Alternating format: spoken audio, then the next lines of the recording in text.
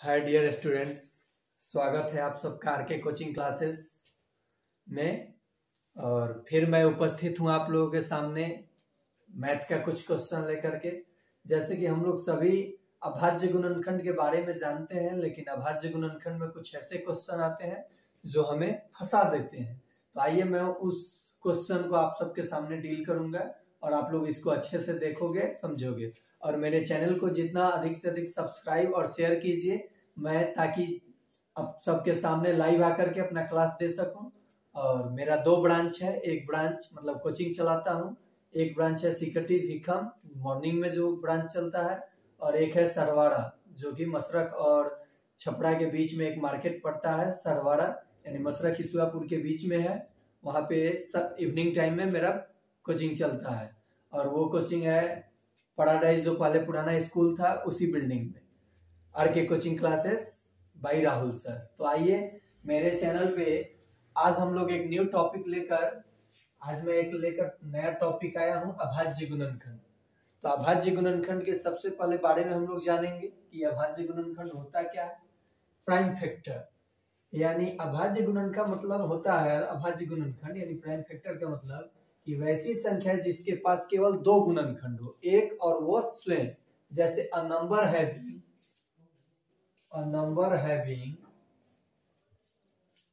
only two factors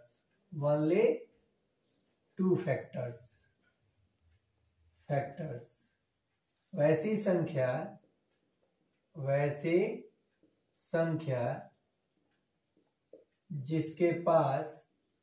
जिसका सिर्फ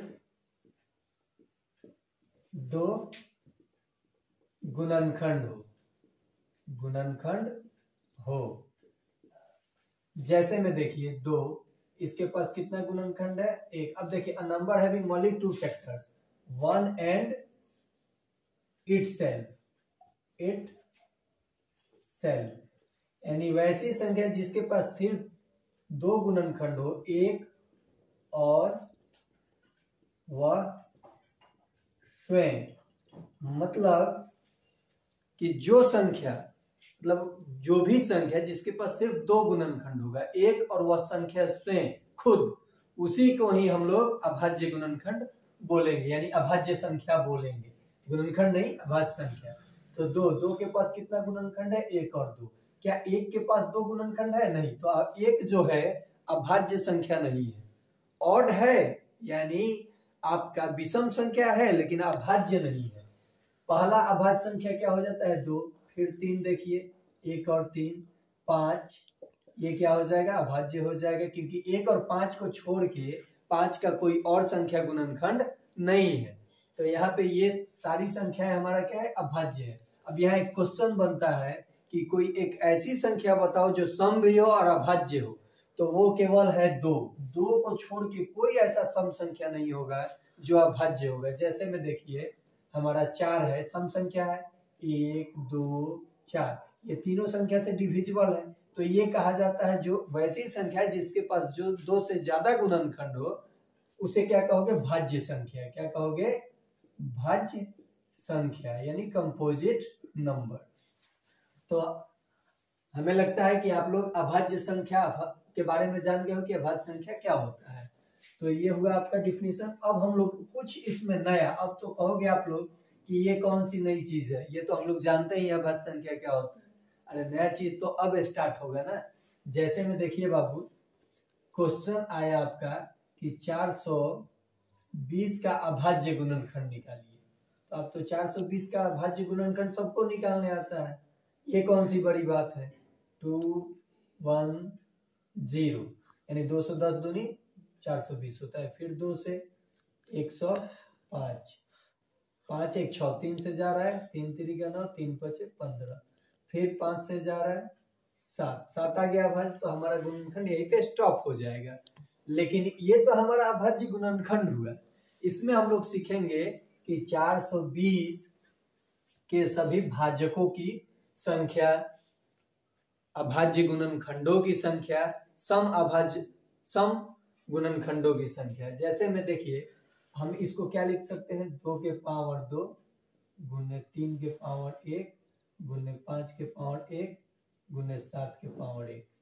अब मुझे बताना है पहला क्वेश्चन कि 420 का के सभी गुणनखंड को बताइए, यानी 420 के कुल कितने गुणनखंड होंगे। मतलब 420 के टोटल गुणनखंड हमें बताना है, कुल गुणनखंड की संख्या। तो देखिए कुल गुणनखंडों की संख्या इसका मुझे बताना है। अब आप लोग कहोगे 1 2 3 4 5, नहीं, ये कुल गुणनखंड नहीं हुआ। यहाँ पे हम देखेंगे कि इस नंबर में जो पावर है, घात है, उसको देखेंगे और सभी में पावर में एक एक जोड़ के गुना करेंगे। तो कुल भाजकों की संख्या, यानी इस संख्या के कुल भाजक, सॉरी गुणनखंड लिख दिए हैं, कुल भाजकों की संख्या मुझे निकालना है। यानी 420 कुल कितने संख्या से विभाजित होगा। तो कुल भाजकों की संख्या निकालने के लिए हम लोग इसके पावर जो जो दिया है नंबर, उसमें एक एक जोड़ के गुना कर लेते हैं। जैसे 2 है तो 2 में 1 जोड़ेंगे तो क्या होगा, 3 होगा, गुना 1 है, 1 में 1 जोड़ेंगे तो क्या होगा, 2 होगा। हमें आधार से कोई मतलब नहीं है। फिर यहाँ पे 1 है, 1 जोड़ लेंगे तो क्या होगा, 2 होगा। यहाँ भी 1 है, 1 जोड़ लेंगे क्या होगा, 2 होगा। 3 दूनी 6, 6 दूनी 12, 12 दूनी 24। यानी 420 के कुल भाजकों की संख्या कितना होगा, 24। समझ में आया। अब हम लोग निकालेंगे, ये तो पहला पॉइंट आउट हुआ। दूसरा पॉइंट आउट हम निकालेंगे कि 420 का ये जो मैं अभाज्य गुणनखंड निकाला हूं, तो कुल भाजकों की संख्या तो मैंने निकाल लिया। अब निकालूंगा विषम भाजकों की संख्या। क्या लिखूंगा, विषम भाजकों की संख्या। तो इसमें मुझे सम संख्या नहीं लेना है, यानी विषम भाजकों की संख्या मुझे बताना है मैंने, जबकि मुझे पहले बताना चाहिए था सम भाजकों की संख्या। तो मैं पहले ही बता दे रहा हूँ विषम भाजकों की संख्या। तो सम संख्या और उसके घात को नहीं लेना है। बाकी जो विषम संख्या है उसके घात में एक एक जोड़ के गुना करना है। विषम भाजकों की संख्या किसी भी संख्या के फैक्टर में निकालना हो तो क्या करना है, विषम संख्याओं के घातों में एक एक जोड़ के गुना। तो यहाँ पे 1 जोड़ेंगे तो क्या होगा, 2 गुना, फिर यहाँ भी 1 है, 2 गुना, यहाँ भी 1 है, 2। तो ये हमारा क्या हो जाएगा, 2 दूनी 4, 4 दूनी 8। यानी 420 में माने टोटल भाजक कितने हुए, 24। 24 में विषम भाजक कितने हो गए, 8। तो सम भाजकों की संख्या 24 माइनस 8 बराबर 16 आएगा। तो कैसे आएगा, तो देखिए थर्ड पॉइंट आउट, सम भाजकों की संख्या, सम भाजकों की संख्या। अब इसको इंग्लिश में क्या बोलते हो, इवन। यानी ये 420 420 कितने इवन डिवाइजर से डिवाइड होगा, मतलब उसके कितने इवन डिवाइजर होगा।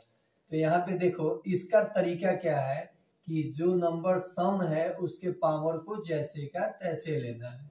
अब बाकी विषम वाले आधार के घात में एक एक जोड़ के गुना, फिर यहाँ 1 है, 1 जोड़ोगे 2 होगा, 1 है, 1 जोड़ोगे 2 होगा, फिर यहाँ 2 होगा, 2 दूनी 4, 4 दूनी 8, 8 दूनी 16 आया ना। देखो यहाँ टोटल भाजक कितने था, 24। विषम भाजक तो विषम संख्याओं के घातों में एक एक जोड़ के गुना, सम भाजक तो सम संख्या के घात को जैसे का तैसे, विषम भाजकों के घातों में एक एक जोड़ के गुना। तो 16 16 8 मिलकर टोटल भाजक कितने हुए, 24।